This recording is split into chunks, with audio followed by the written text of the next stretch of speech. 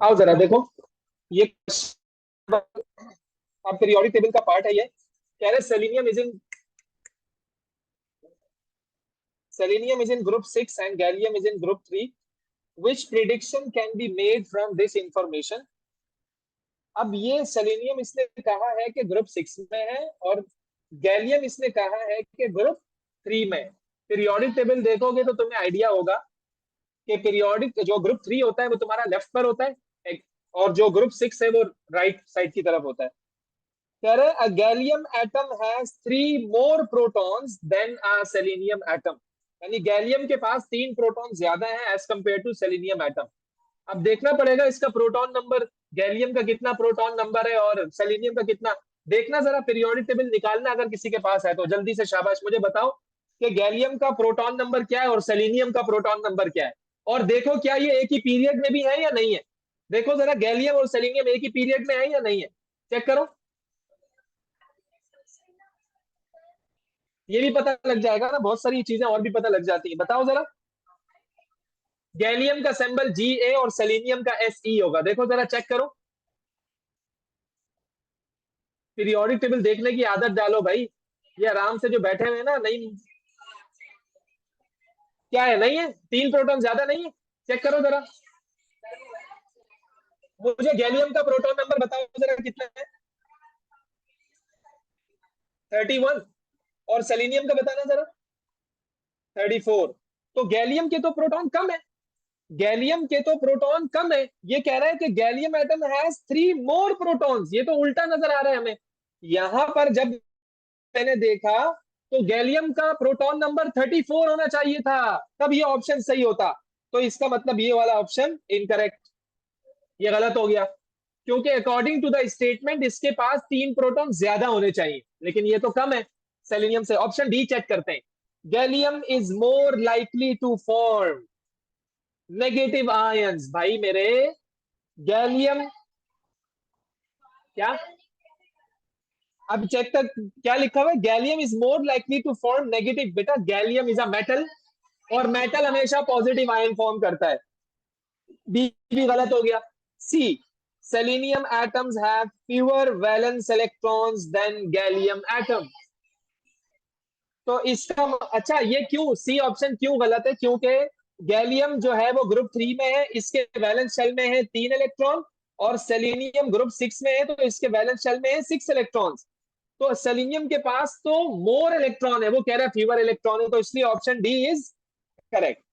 देखो एक एमसीक्यू में इतनी वर्किंग तुम्हें सोचना है, लेकिन ये ज्यादा देर तक नहीं। जितना करते जाओगे अपने आप को थकाने वाला सिलसिला कम होता जाएगा। आहिस्ता आहिस्ता खुद तुम इतने ट्रेन हो जाओगे कि फिर एमसीक्यूज को सॉल्व करने में तुम्हें कम वक्त लगेगा, दिमाग चलने लग जाएगा। एक्सरसाइज हो रही है बेसिकली ये। अब आ जाओ नीचे। Which two particles have the same number of electrons. इसको चेक कर लेते हैं हम।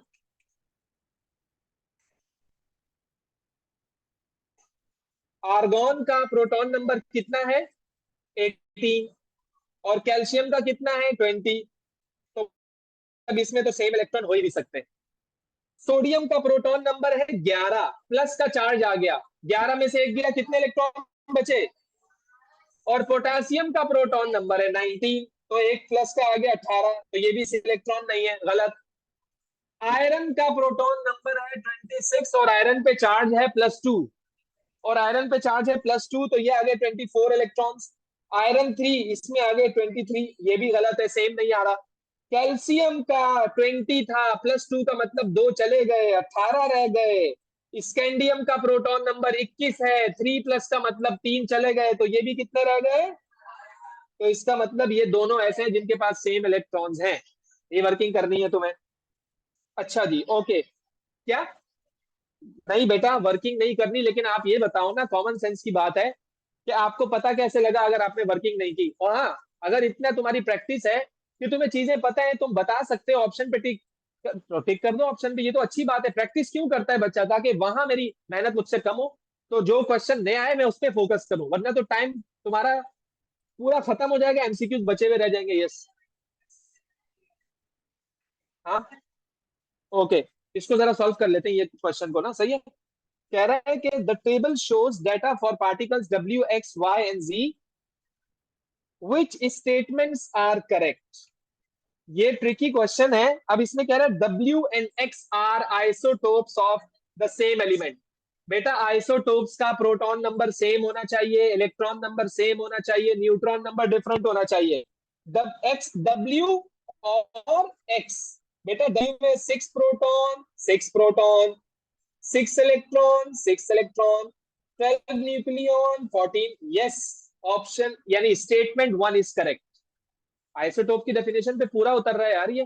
आइसोटोप ये कहता है कि उसमें इलेक्ट्रॉन भी सेम हो, प्रोटॉन भी सेम हो, लेकिन लेकिन न्यूक्लियॉन डिफरेंट हो, और ऐसा ही हो रहा है, ऐसा ही हो रहा है। मतलब ये सही है स्टेटमेंट 1।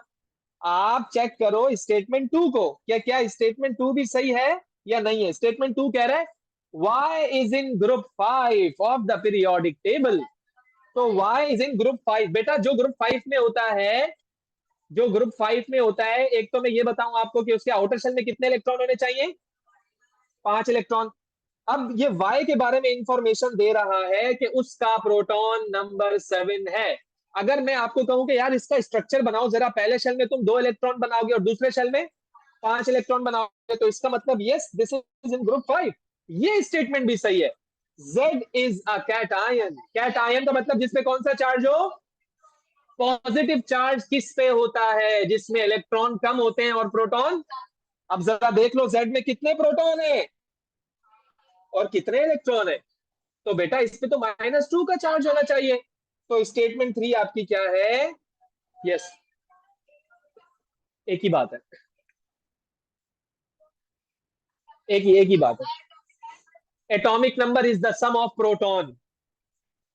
एटॉमिक नंबर या proton number, total number of protons present in the nucleus, बस। न्यूक्लियॉन नंबर पता है क्या होता है, न्यूक्लियॉन नंबर। न्यूक्लियॉन नंबर का मतलब होता है sum of proton and neutron. Mass number और न्यूक्लियॉन नंबर दोनों एक ही बात है। बेटा जरा आप बताना जरा, ये न्यूक्लियॉन नंबर और मास नंबर में क्या डिफरेंस है। क्या नाम है इसका, चयान बताना, न्यूक्लियॉन नंबर और मास नंबर में क्या डिफरेंस है।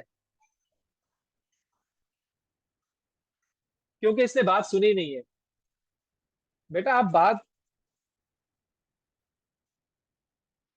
न्यूक्लियॉन नंबर और मास नंबर एक ही बात है। Nucleon number slash mass number the same thing, दोनों की डेफिनेशन सेम है, sum of proton and neutron. भाई लेट्स सपोज मैं तुम्हें कहता हूं यार आपके पास ये सोडियम है, ये इसका प्रोटॉन नंबर है, ये इसका मास नंबर है। मैं तुम्हें पहले भी बता चुका हूं जो बड़ा नंबर होता है वो मास नंबर होता है। तो क्या मैं इस 23 को न्यूक्लियॉन नंबर कह सकता हूँ, बिल्कुल कह सकता हूँ। एक ही बात है भाई, एक ही बात है यार, कंफ्यूज करने के लिए बार बार नाम चेंज करेगा वो। हमने आइसोटोप की डेफिनेशन तुमने ये पढ़ी थी ना, कि same number of proton and electron but different number of neutron. लेकिन इस क्वेश्चन में इसने क्या कहा है, न्यूक्लियॉन नंबर। इसमें तो कुछ और क्या है? एक ही बात है ना यार, न्यूक्लियॉन का मतलब क्या है, सम ऑफ प्रोटॉन और न्यूट्रॉन। जब न्यूट्रॉन नंबर डिफरेंट हो जाएगा तो न्यूक्लियॉन भी डिफरेंट हो जाएगा। तो उससे कंफ्यूज नहीं होना, एक ही बात है। टर्म्स को समझो, क्वेश्चन आसान होता है, लेकिन थोड़ी बहुत चीजों की वजह से तुम्हें वो पूरा क्वेश्चन ही समझ नहीं आ रहा होता। दो स्टेटमेंट सही है, एक स्टेटमेंट गलत है, तो कौन सा ऑप्शन होना चाहिए, इतनी सी बात है, ए ऑप्शन इज करेक्ट। तुम कुछ कह रही थी।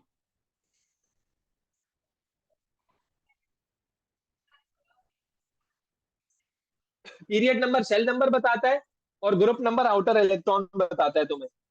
बेटा ये कौन बताएगा, some properties which indicate the differences in elements are listed.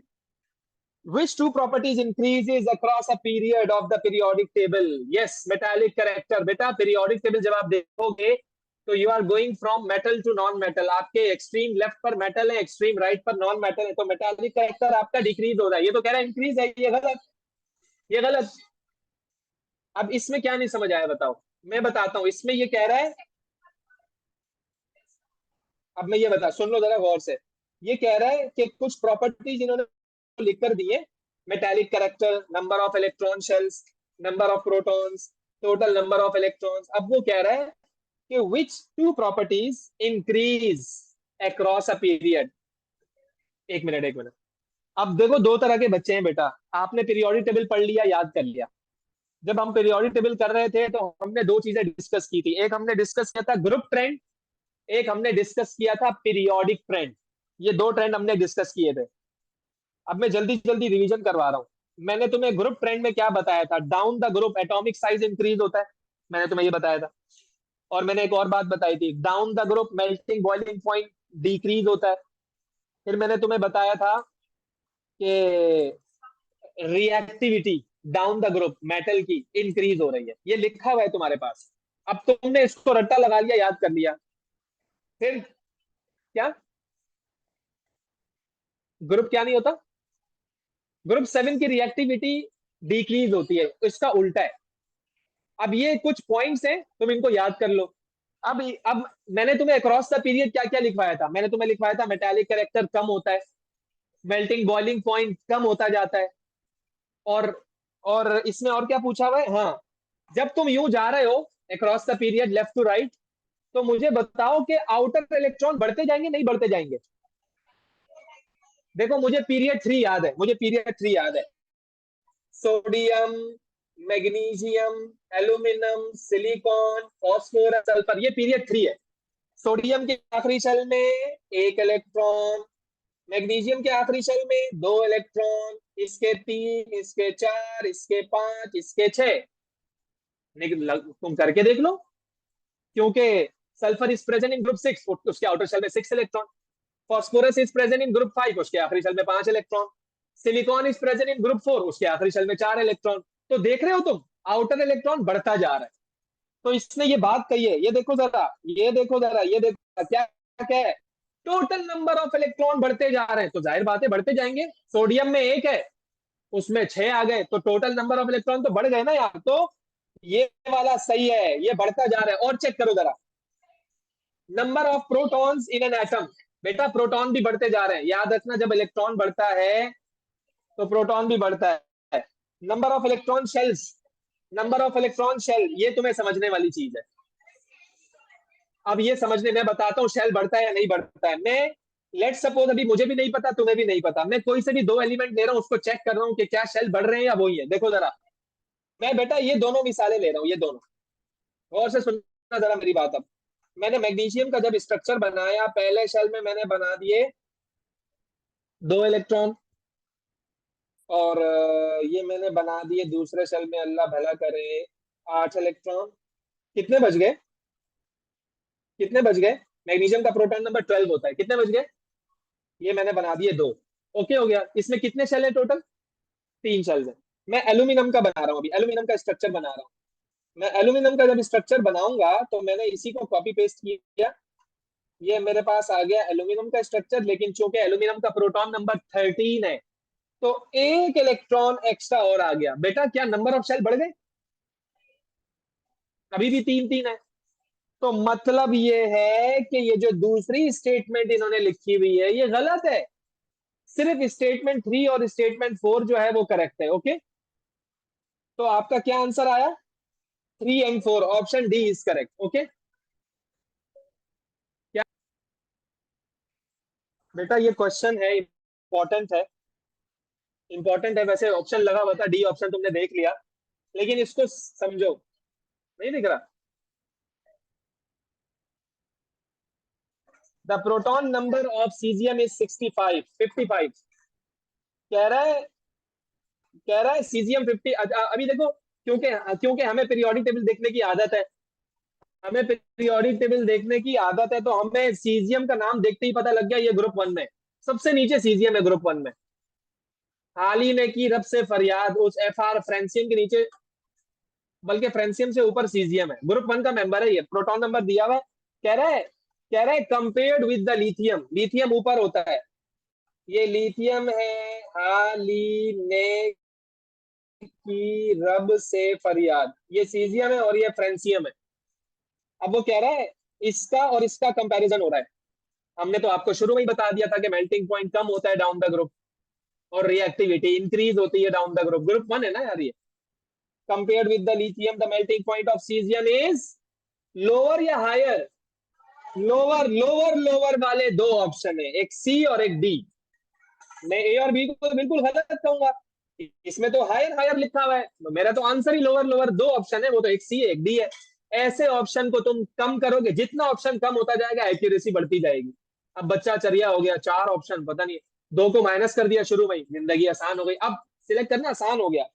And the reaction of caesium with water is more vigorous. चलो भाई और कंफर्म हो गया, लेकिन मसला ये है कि इन दोनों ऑप्शन में मोर आ रहा है। तो तीसरा क्या? हाँ, क्योंकि बेटा रिएक्टिविटी इंक्रीज हो रही है। लिथियम को जब तुम पानी में डालोगे तो इतना ज्यादा फास्ट रिएक्शन नहीं होगा जितना सीजियम का होगा, मोर विगरस, बहुत ज्यादा एक्सप्लोसिव रिएक्शन। और valence electron compare to lithium, बेटा वैलेंस इलेक्ट्रॉन तो सेम होगा ना यार। बेटा आप बताना करीना जरा, वैलेंस इलेक्ट्रॉन सेम क्यों है? एक मिनट एक मिनट, क्यों है बेटा सेम इलेक्ट्रॉन? क्योंकि ग्रुप सेम है, लिथियम का और सीजियम का ग्रुप सेम है, तो इसलिए ये भी सही है, ये भी सही है, ये भी सही है, इसलिए ऑप्शन डी इज करेक्ट हो गया। चलो बेटा साथ आप बताना जरा। निकल इज अ ट्रांजिशन एलिमेंट, मैंने ये ऑप्शन गलत लगाया हुआ है। Nickel is a transition element, which properties does it have? It can act as a catalyst, it conducts electricity when molten, it forms coloured compounds, it has only one oxidation state in its compounds.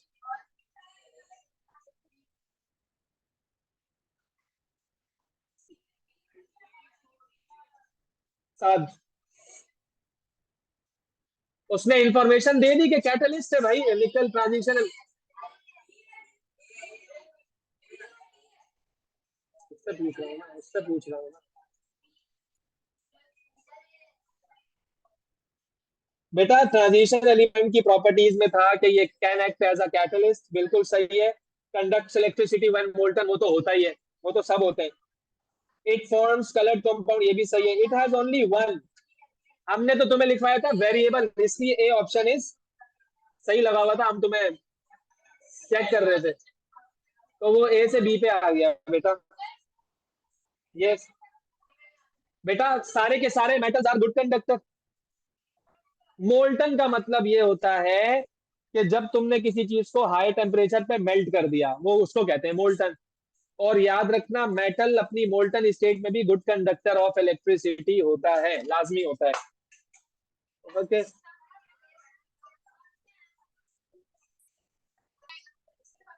Okay, तो बेटा ये कह रहा है इसमें the diagram shows part of the periodic table, which element has the highest proton number and which element has the largest proton number. तो याद रखना कि जो आपके पास क्लोरीन है उसके आउटर शेल में 7 इलेक्ट्रॉन, के आउटर शेल में 1 इलेक्ट्रॉन होता है, कैल्शियम के आउटर शेल में 2 इलेक्ट्रॉन होते हैं।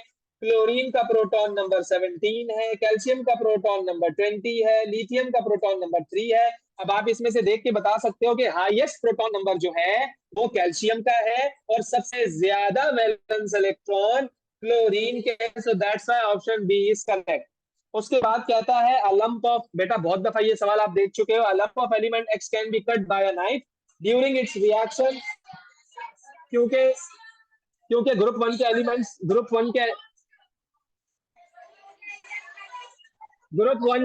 जो है वो सॉफ्ट होते हैं।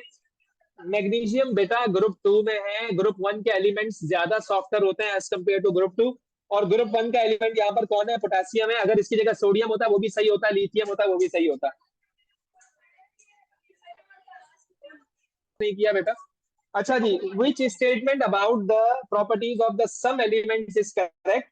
All noble gases are unreactive due to having 8 electrons। मैं जब भी ये क्वेश्चन देता हूं तो बच्चा इसको सही कर कर आता है बेटा। हर नोबल गैस के आखिरी शेल में 8 इलेक्ट्रॉन नहीं होते हैं। हर नोबल गैस के आखिरी शेल में 8 इलेक्ट्रॉन नहीं होते हैं, क्योंकि हीलियम भी तो गैस है, उसके होते हैं। हीलियम के आखिरी शेल में तो 2 इलेक्ट्रॉन होते हैं। ये बिल्कुल गलत लिखा हुआ है कि noble gases are unreactive just due to having 8 electrons. चलो मैं मान लेता हूँ 8 इलेक्ट्रॉन्स होते हैं, नियॉन में होते हैं, क्रिप्टॉन में होते हैं, आर्गोन में होते हैं, जीनॉन में होते हैं, हीलियम में तो नहीं होते हैं। तो इसलिए स्टेटमेंट जो है वो इनकरेक्ट है। स्टेटमेंट टू कह रहा है the group 7 element astatine is expected to be a black solid at room temperature. हमने आपको एक बात बताई थी, colour of the group 7 elements becomes darker as you go down the group. तो अभी ये मुझे सही लग रहा है, अभी मैं थोड़ा पेंडिंग में डाल रहा हूं, मैं बाकी ऑप्शन भी चेक कर रहा हूं। See the reactivity of the elements in both group one and group seven increases, गलत कह रहा है।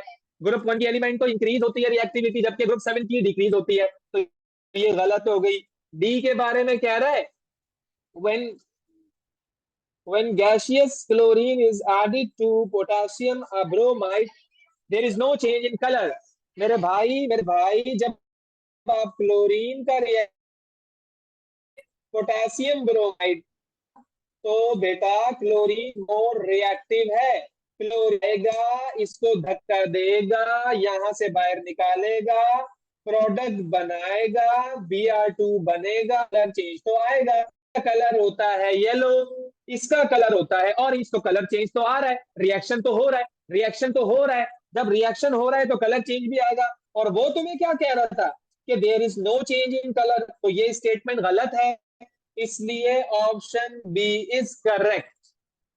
तो इस हेलोजन में जो सबसे इंपॉर्टेंट पार्ट है वो ये वाला ऑप्शन है, डी ऑप्शन है। मतलब ये है कि डिस्प्लेसमेंट रिएक्शन तुम्हें याद होने पता होने चाहिए, मतलब रिएक्टिविटी पता है तुम्हें, ये अगर रिएक्टिव है तो यस रिएक्शन हो जाएगा। अगर यही इक्वेशन तुम्हें कुछ इस तरह से मिलती बेटा कि हमने यहाँ पे लिखा हुआ होता Br2 और हम उसका रिएक्शन करवा रहे होते KCl के साथ, तो पता है तुम लोग क्या कहते हैं, नो रिएक्शन। क्योंकि जो ब्रोमीन क्लोरीन को धक्का देने के लिए आ रहा है वो एक कमजोर इंसान है, मोटे ताकतवर इंसान को वो कैसे धक्का देगा, तो इसलिए नो रिएक्शन। तो रिएक्टिविटी तुम्हें पता होनी चाहिए एलिमेंट्स की, ग्रुप 7 की खास तौर पे। अच्छा सवाल है ये भी अच्छा सवाल है। Cobalt is a transition element, a particle of cobalt contains 24 electron. बेटा हानिया बताना जरा आप, आसान क्वेश्चन है, थोड़ा सा दिमाग लगाओ, इंशाल्लाह समझ आ जाएगा। जल्दी शाबाश फटाफट। रुक जाना। यस बेटा, कोबाल्ट का प्रोटॉन नंबर इसने आपको बता दिया कि उसमें 24 इलेक्ट्रॉन्स हैं and has a nucleon number of 60। Mass number तुम्हें दिया हुआ है, मास नंबर तुम्हें दिया हुआ है 60 है, 60 है, 60 है मास नंबर। चलो ऑप्शन डी को चेक कर लेते हैं पहले। बेटा ऑप्शन डी में कह रहे हैं it contains 24 protons, it contains, बेटा बात सुनो मेरी, 24 प्रोटॉन्स हैं, तो ये मैं नहीं बता सकता। उसकी वजह पता है क्या है, कि इन्होंने इलेक्ट्रॉन की इंफॉर्मेशन दी है यार, क्या पता उस पर कोई चार्ज हो, असल में इलेक्ट्रॉन कुछ और हो, तो आप ये नहीं बता सकते। अच्छा अब पीरियोडिक टेबल में जाओ, पीरियोडिक टेबल में जाओ और वहां से इसका प्रोटॉन नंबर बताना जरा कितना है। प्रोटॉन नंबर बेटा, छोटा नंबर, छोटा नंबर, छोटा नंबर क्या है, 27। और इलेक्ट्रॉन इसमें, बेटा इसमें 27 टोटल इलेक्ट्रॉन्स हैं, और इसने हमें बताया है कि 24 है, मतलब उसने इलेक्ट्रॉन का लॉस किया हुआ है। कितने इलेक्ट्रॉन कम है, 3 इलेक्ट्रॉन कम है, तो इसलिए ए आंसर आपका करेक्ट है, 3 इलेक्ट्रॉन का लॉस हुआ है। ओके, ये मैंने पहले भी दिया ये क्वेश्चन बेटा, अभी फिर बता रहा हूं मैं इस क्वेश्चन के बारे में। कमल यहाँ देखना जरा, बेटा वो कहता है element x forms a covalent compound H2X। अब ये बड़ा टेक्निकल क्वेश्चन है। फिर कह रहे हैं an ionic compound Na2X oxides XO2 and XO3 to which group of the element, to which group the periodic table does X belong? ए, क्यों क्यों कैसे पता लगा बेटा, अब ये कहती है ए। अब मैं तुम्हें बता रहा हूं तरीका कैसे तुम्हें असेस करना है किसी क्वेश्चन को। मिस के तौर पे इसने कहा ए, मतलब मैं समझ गया ग्रुप 2 में, तो अब ये आ गया आपके पास H2 आ गया, और ये आ गया ग्रुप 2 में, कोई सा भी Mg ले लिया मैंने, चलो इस पे फिट आ गया ये फिट आ गया, क्योंकि मैग्नीशियम की वैलेंसी 2 थी, तो वो 2 वैलेंसी है वो इसके नीचे आ गई। फॉर्मूला एकदम करेक्ट है, ये बिल्कुल सही है। आयोनिक कंपाउंड Na2X बेटा, एक्स आपने ले लिया मैग्नीशियम, तो ये तो गलत हो गया यार, 2 मेटल आ रहे आयोनिक कंपाउंड में, तो मतलब नहीं नहीं नहीं नहीं नहीं नहीं, ग्रुप 2 में नहीं हो सकता ये। और कोई सोचो, अगर आयोनिक कंपाउंड वो बना रहा है, अगर वो आयोनिक कंपाउंड बना रहा है, तो भाई बेटा इसको तो यार एक्स को तो नॉन मेटल होना चाहिए, क्या कहते हो, एक्स को तो नॉन मेटल होना चाहिए, तो गलत। सी में कहता है ग्रुप 6। बेटा ग्रुप 6 में मिसाल के तौर पर ग्रुप 6 का मेंबर कोई भी लगा लो आप, सल्फर, सल्फर लगा लो, सल्फर, सल्फर ग्रुप 6 में नॉन मेटल। तो A2S H2S O2SO3। हाँ ये फिट आ गया, ये फिट आ गया। तो इसका मतलब ये है कि वो सी आंसर है। अब आप सोचो, सॉरी ये तो 4 है यार, डी आंसर है, क्योंकि ये तो ग्रुप 4 है। क्योंकि बेटा सल्फर नॉन मेटल है, नॉन मेटल सोडियम के साथ मिलेगा तो आयोनिक कंपाउंड बिल्कुल बनाएगा। सल्फर ग्रुप 6 में तो वैलेंसी भी 2 है उसकी, तो Na के नीचे 2 लिखा हुआ है देखो। यानी अगर मैं फॉर्मूला बनाना सिखाऊं तुम्हें, इसकी वैलेंसी 1 है, इसकी 2 है, तो 2 इसके बना Na2S। तो यहाँ से ये बात भी समझ आ गई कि कुछ भी यहाँ हो तो ग्रुप 6 में होना चाहिए। ग्रुप 4 की तो वैलेंसी 4 होती है, इस फॉर्मूले को तो फिर यूं होना चाहिए था Na4S, लेकिन यहाँ तो इन्होंने Na2X लिखा हुआ है। तो ये कुछ हिंट्स हैं, कुछ निशानियां हैं जो ये आपको बता रहा है, इस तरह से आपको समझना है ये। प्रैक्टिस, प्रैक्टिस, बार बार प्रैक्टिस, बार बार पीरियोडिक टेबल खोलोगे, बार बार बंद करोगे, बार बार खोलोगे, ग्रुप नंबर जहन में आ जाएगा, वैलेंस इलेक्ट्रॉन जहन में आ जाएंगे, क्या है क्या नहीं है। पीरियोडिक टेबल की आदत, ऐसे ही पूछते रहोगे, बैठे रहोगे, बस फिर यही आएगा समझ, इसके बाद वाला क्वेश्चन तुम नहीं कर पाओगे। यही आएगा इकलौता एक सवाल, आ गया तो सही है, नहीं आया तो बच गए। फिर बार बार पीरियोडिक टेबल में नजर पड़ेगी, जितना देखोगे उतना जहन में चीजें आती जाएंगी। Which property is common to this. बेटा इन्होंने एक का भी प्रोटॉन नंबर नहीं लिखा हुआ, मुझे तो याद है, पीरियोडिक टेबल खोलोगे तुम्हें पता लग जाएगा। इसका 20 है, इसका 19 है, और इसका 11 है। Their atoms all have more neutrons than protons। सही है, ओके।